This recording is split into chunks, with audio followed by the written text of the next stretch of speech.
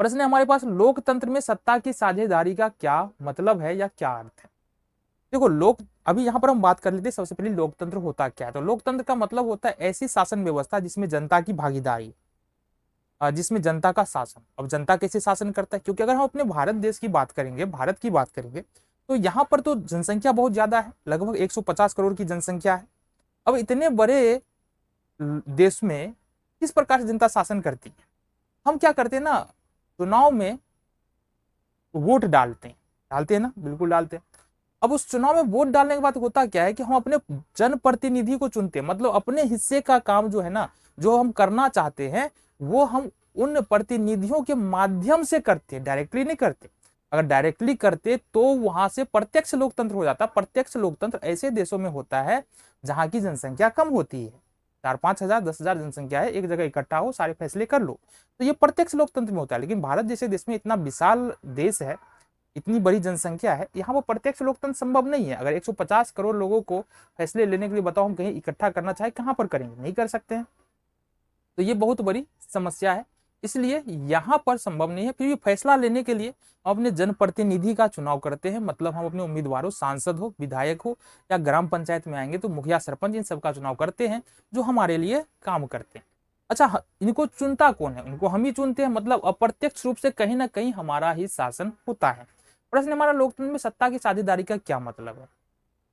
तो सत्ता की साझेदारी का मतलब, सत्ता मतलब होता है शक्ति या पावर, और साझेदारी का मतलब है हिस्सेदारी। मतलब लोकतंत्र के अंदर में हर एक व्यक्ति जो है, हर एक समुदाय, हर एक जाति, हर एक भाषा बोलने वाले लोग सत्ता में साझेदार होते हैं। कैसे होते हैं साझेदार, तो अगर हम बात करें किसी खास जाति को लेकर के, तो यहाँ पर हम देखेंगे चुनाव के अंदर में कई बार चुनावी दलों या चुनावी पार्टी, जो इलेक्शन में चुनाव लड़ने के लिए जो भी पार्टियां आती है, उनकी नीतियां जो है ना किसी जाति विशेष को ध्यान में रख करके बनाई जाती है।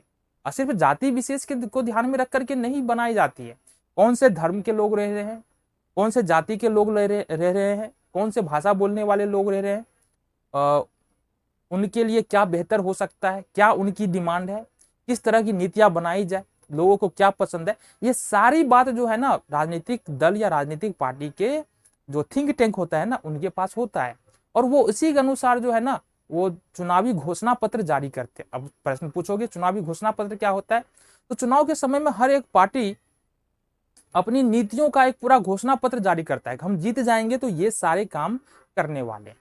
तो एक पहली बात तो है कि हम डायरेक्टली राजनीतिक पार्टी, राजनीतिक दलों के जो उम्मीदवार होते हैं उसके माध्यम से सत्ता में साझेदारी करते हैं, नंबर एक।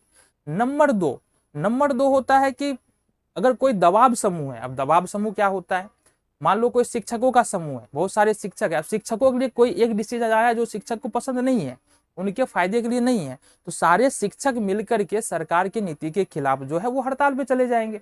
अब समस्या उत्पन्न हो जाएगा, शिक्षक अगर हड़ताल पे चले जाएगा। इसी तरह से डॉक्टर के विरुद्ध अगर कोई नीति आता है, सरकार लेकर के आती है और डॉक्टरों को पसंद नहीं आता है, तो डॉक्टर कहाँ चले जाएंगे, हड़ताल पे चले जाएंगे।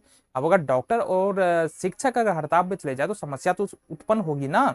तो यहाँ पर फिर सरकार को डॉक्टर और शिक्षक के साथ यहाँ पर तोल मोल करना पड़ता है और अपनी नीति को थोड़ा सा बदलाव करना पड़ता है।